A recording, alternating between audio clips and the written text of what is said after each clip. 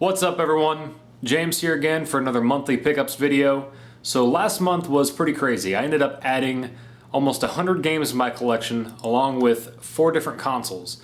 So obviously this video we won't be going over everything, and considering pretty much half of those games were actually Atari 2600 games, I decided to make a completely separate video dedicated strictly for that, where this video will be going over everything else I collected. So let's go ahead and get started. So the first console I added to my collection is the ceramic white PS2 Slim model. Now I've seen this categorized as rare, but since I came across this at a couple of different video game stores, I would maybe say more so uncommon, not rare, but it's still a pretty cool find. I got it at a yard sale for really cheap. It's in good condition, it works. It even came with the controller that comes with it, which was really cool. So I was really glad to add this. And when I brought it home, there was a lot more cables than I expected it to have with it, because they just threw all the cables in the bag. And when I sorted through them, I came across a PSP charger, which I don't even have a PSP, but I have a charger for it now, which is pretty cool. And also came across the AV cables for an Xbox 360.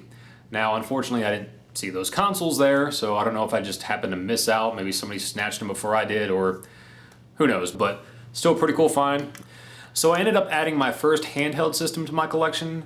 Now, I do technically own the 3DS, but it's actually the wife's. So this is the first handheld system that I purchased for myself. So I ended up getting the Game Boy Color. So obviously the biggest issue with these classic handheld systems is the absence of a backlit screen, which I know there's some accessories out there that you can get that will help alleviate that, but for now I just have to make do with what I have. So the first game I picked up for it is Donkey Kong Country. So I'm a huge fan of the Donkey Kong Country series, so I was kind of curious to see how this would compare to the Super Nintendo version. Now obviously you can tell they made some sacrifices, but overall I think they did a really good job with it. It plays like Donkey Kong, it's definitely challenging if not more. So if I was on vacation somewhere and all I had was my Game Boy with me and I really badly wanted to play some Donkey Kong, this game would suffice in my opinion, so definitely glad to add that to my collection. So the other games I got for it are just regular Game Boy games. First up we have DuckTales. I love this game on the NES, it's a lot of fun, it's really challenging but very addictive, and I was curious to see how it worked out on a handheld system. And again, I was pleasantly surprised. It plays just like it does on the Nintendo. I don't know if any changes were made to level design, I didn't get to play a whole lot of it, but definitely a lot of fun. I'm glad to add that one as well. Next up we have Castlevania Adventures. Now I know people don't consider this to be the best Castlevania game out there, but for what it is, I think it's okay. From what I've played, my only real complaint is the platforming. There's a part at the very beginning of the game where there's moving platforms and you have to jump at just the right time to actually make it. But other than that, I mean, for a handheld game, I think it's fun, it's enjoyable, so glad to add that one as well. Next up we have Super Mario Land. I've heard a lot about this series and a lot of people seem to like them, so I figured I'd check it out. And I can see why. It's what you would expect from a Mario game, but different at the same time. And if I'm not mistaken, I believe this was the first time that Miyamoto was not involved in the development of a Mario game. So it has some unique traits, but it's definitely worth checking out, so pretty cool to add. Lastly, we have Zelda: Link's Awakening. Of course I had to pick up a Zelda game. I haven't invested too much time into this one yet, but from what little I did play, I did enjoy. So I do look forward to eventually putting more time into this one. So apart from the Atari 2600, the last system I picked up is the Nintendo Wii. So I've been on the lookout for a Wii and an Xbox 360 for a while now. It's not that I can't find them, I've just been looking for them for a good price. So I've been wanting to add them back to my collection for a while. Thankfully I found this one for pretty cheap from a store here in town that's unfortunately shutting down. So thankfully I found it when I did, gave it a good home. So to go along with the Wii, I picked up Zelda: Twilight Princess. Now I played this game years ago when it first came out, but I played it originally on the GameCube. So I've never played it on the Wii. I've only played this game once, so I'm actually kind of excited to go back through and play it again because I don't remember a whole lot about it, so excited about that one. So I came across quite a few Xbox games last month, so we're going to go ahead and go over some of those. First up, we got Trigger Man. Now I'm not going to lie, I wasn't a huge fan of this game when I first played it. I don't know if it gets any better later on, but if anybody out there likes this game, let me know. Perhaps I'll give it another shot. So this next one's kind of interesting. Pocket Bike Racer. So this game was one of 3 you could purchase for $3.99, I believe, with any value meal at Burger King. Honestly, I didn't think this game was that bad. Granted, I would pick Mario Kart over this game any day of the week. I wouldn't recommend going out of your way to get this game, but if you do come across it for super cheap, I think it's worth picking up for a cheap laugh. Next up we have The Hobbit. Now I don't consider myself to be a Lord of the Rings fanatic. I did enjoy the movies, but I never really read the books. I thought the game was okay. It's pretty much a platform adventure game. Nothing really special about it. I do like the art style on it though, but it didn't really keep my interest too long. But if you're a Lord of the Rings fan, I'm sure a lot of you out there would like this probably a lot more than I did. But I do plan on checking it out again and playing through it to see if it gets any more interesting. So still a pretty cool find. Next up we have Hunter: The Reckoning. So I had some high hopes for this one, and I enjoyed it for about 10-15 minutes, but after a while it just got really repetitive. You fight hordes of the same enemies over and over again, and eventually I just got to a point where I did what I could to avoid them. It's not a terrible game by far. I just feel like if a little bit more care, maybe a little bit more variety would have been put into it, I think this game could have been really, really cool. Next up we have The Suffering: Ties That Bind. So I played a little bit of this game and I enjoyed what I played so far, but I decided not to invest too much time into it because I'd rather go back and actually play the first one again and actually beat it. So for now I'm going to hold on to this one and keep an eye out for the first one, but pretty cool game in my opinion. So next up is a game I was really excited to pick up, which is Oddworld: Stranger's Wrath. I'm a huge fan of the Oddworld series, and I remember being a bit disappointed when I first heard about this one due to how different it was from the first three. But once I finally got the chance to play it, I realized it's a lot of fun. It's definitely different than the originals, but different doesn't always mean bad. Definitely worth checking out if you haven't. So the last two Xbox games I picked up, I'm not going to talk a whole lot about because I'm sure everybody's heard of them. And they are, of course, Halo and Halo 2. I actually never did play through Halo 2, so I'm excited to finally check this one out. But obviously, no Xbox collection is complete without Halo, so I'm glad I finally got to pick those up. So I picked up a couple of PS3 games as well. First up we have Fallout 3. Now I'm not gonna lie, I've never played this game. I know a lot of people love it. I did play a little bit of Fallout 4. I'm glad I can finally check this one out when I get the chance to finally play it. I also picked up Oblivion as well. So the first Elder Scrolls game I ever played was Morrowind on the Xbox. And all I remember doing was walking through a forest for what seemed like forever and having no idea what I was supposed to do. So I'm not gonna lie, eventually I gave up and never played it again. So obviously when Oblivion came out, I had no interest in playing this game. But when Skyrim came out, a lot of people talked about how cool it was. I thought I'd give it a shot, and I ended up falling in love with it. So eventually I plan on going back, giving Morrowind a chance. But in the meantime, at least I have Oblivion, so I'm glad to add that one as well. Next up we have Dark Void.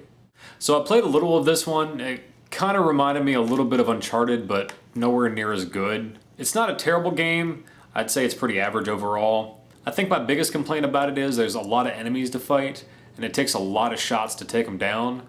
But other than that, I mean, it's worth checking out if you can pick it up for cheap. The last PS3 game was one I was really excited about picking up, which is Dead Space. I do try to avoid greatest hits versions of games, but when you find it at a yard sale for cheap, it's kind of hard to pass up. I love this game along with the whole series, so I'm glad to start getting them back in my collection. I do look forward to going back and playing these games again. I can't recommend this game enough, so definitely pick it up if you come across it. So there was a few other random games I picked up. I actually got these from a flea market. Out of everything I found, I felt that these were the only two that were priced fairly. But of course I saw them, I thought I'd pick them up. First up is Tony Hawk's Pro Skater for the PS1. Like I said before, I love the Tony Hawk games, and I've set a goal for myself to get all the games on every system. So I already had this for the N64, so I was glad I could pick it up for the PS1. So this next game is definitely one of my favorites of all time. We got Rayman 2 on the PS2. This was actually the first Rayman game I ever played, but originally I played it on the N64. So it was really cool to see some of the changes and additions they made to the PS2 version. So I do look forward to playing through this one some more. Really cool game. Definitely check it out if you haven't. So even my wife picked up a couple of games I wanted to share with you guys. She picked up Donkey Kong Country Returns on the 3DS, and to go with that, Donkey Kong Country Tropical Freeze on the Wii U. I love both of these games. They're a lot of fun. They're just as challenging as the originals. However, it does allow you to make the games easier, but that's a choice that you can make. It was really cool to see old school style Donkey Kong Country games on the modern day systems, and I really do hope to see some more of these in the near future. So the last couple of games I'm going to show you guys I actually got from a good buddy of mine by the name of Josh. Him and his wife were having a big yard sale last month, and he had posted up a picture on Facebook of an old NES and a bunch of games, so of course I was definitely interested. But by the time he got my message, it actually already had sold. But he told me, he's like, hey, I do have a couple of games you might be interested in. I was like, all right, cool. So send me a photo and I'll see what we can do. So he sent me the photo, and there was 2 games in there that immediately caught my attention. And I asked him how much he wanted for them. He told me to give him an offer. I gave him an offer and even told him I felt that I was kind of lowballing him a little bit. So he counter-offered with a cheaper price than I offered, and then decided to meet me in the middle and throw in 2 extra games. So obviously I couldn't pass up this deal. So I wanted to share with you guys what I got. First up, we have Metal Gear, which is obviously the first game in the ever-popular series, so pretty cool. Next up, we have A Boy and His Blob. I haven't devoted too much time to this game. I think it's a pretty cool concept, but people seem to have mixed feelings about it. For those who may have never heard of this game or never played it, in the game you have an alien friend who can turn into different objects by eating specific jelly beans. And I think having to remember what each jelly bean does is probably what most people had a problem with. It's a pretty cool concept, maybe a bit ahead of its time. There was actually a remake to this game, which I've read a lot of really good things about, so I plan on checking it out. But for now, at least I have the original, so glad to add that one. So next up we have the original Legend of Zelda.